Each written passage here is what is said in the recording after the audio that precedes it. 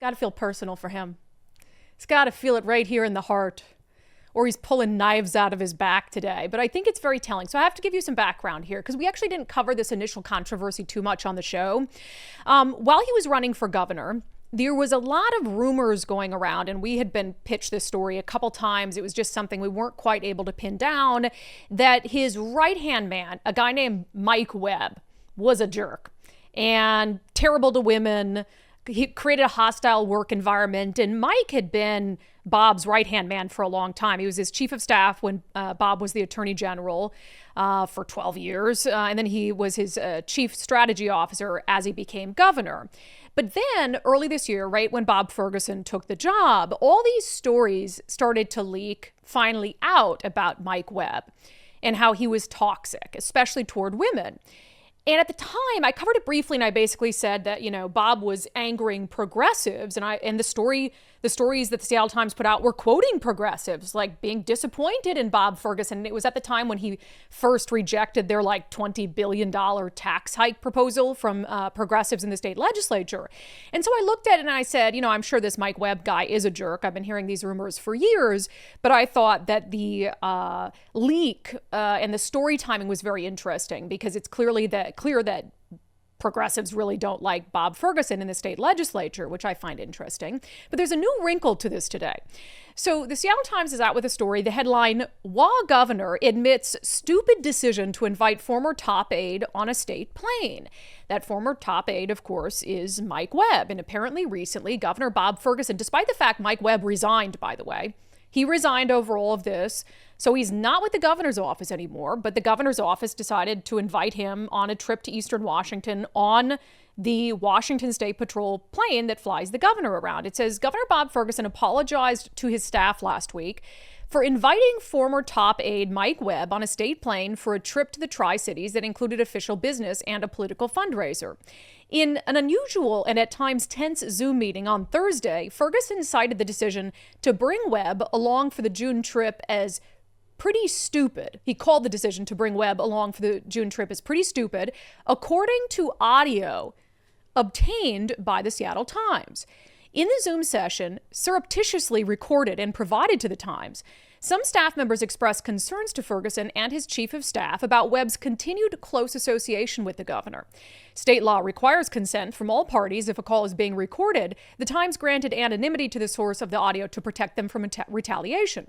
One staffer said during the call that Webb's presence on the plane put employees in a difficult position, making it seem like Webb, who now works for a private law firm, continues to have the governor's stamp of approval. Okay, so, journalistically, there's a couple angles to this story, like why is Bob Ferguson using his state plane, which is our state plane, paid for with our money, to ferry around a dude who resigned from his office in shame? That's crazy. That's bad governance, and it is stupid, as Bob Ferguson acknowledged to his staff. But what I find much more fascinating about this is that he is 7 months on the job, and his own inner circle, his own staff, already hates him enough to secretly record his meetings and send those meetings to the Seattle Times. You guys, that's crazy. And that tells you a lot about Bob Ferguson. And he has been, it's fascinating to me that he's risen to the levels that he has. He's very politically savvy, and Bob looks out for Bob.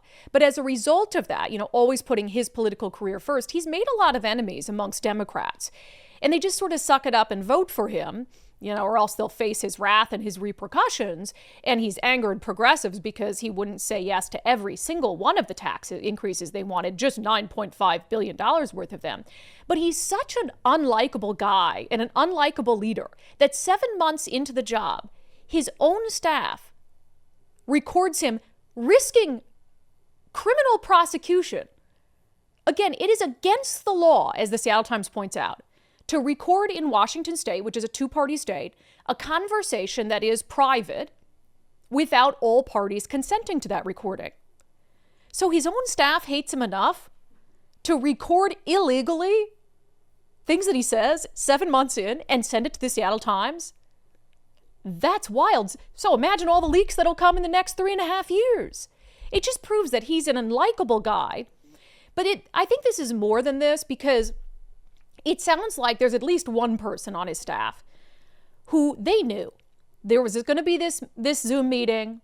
They were going to bring this up and, say, this is bad. This is a bad look. It looks like this guy is still has the ear of the governor's office, even though he resigned in shame. So they set him up. They set him up to say things about Mike Webb and to have to issue this sort of apology so they could send it to the Seattle Times. I mean, they're not just recording every Zoom meeting surreptitiously. They knew this topic was going to come up. They wanted to catch him in a bad place and put him in a bad spotlight and hand it off to the Seattle Times. You guys, this is glorious. The fracturing has already begun at the highest levels of state government between progressives and Bob Ferguson, and I'm here for it. Because if they fracture, if they're all, and I'm going to have more on the fracture in a moment, but if they can't get along and their caucuses are a mess and all of this, it makes it less likely that they're going to be able to pass some of the things that they want to pass. They have this massive majority. They could push through anything they want, but not if there's fracturing within the party. So Bob Ferguson, poor guy, low approval ratings, lower than Jay Inslee, which is really enough to make, if I were governor and I had lower approval ratings than Jay Inslee, I'd just quit. And then this story where now he doesn't know who to trust in his inner circle. Can't even hold a meeting without worrying that it's going to be surreptitiously recorded. Poor guy, you almost feel bad for him.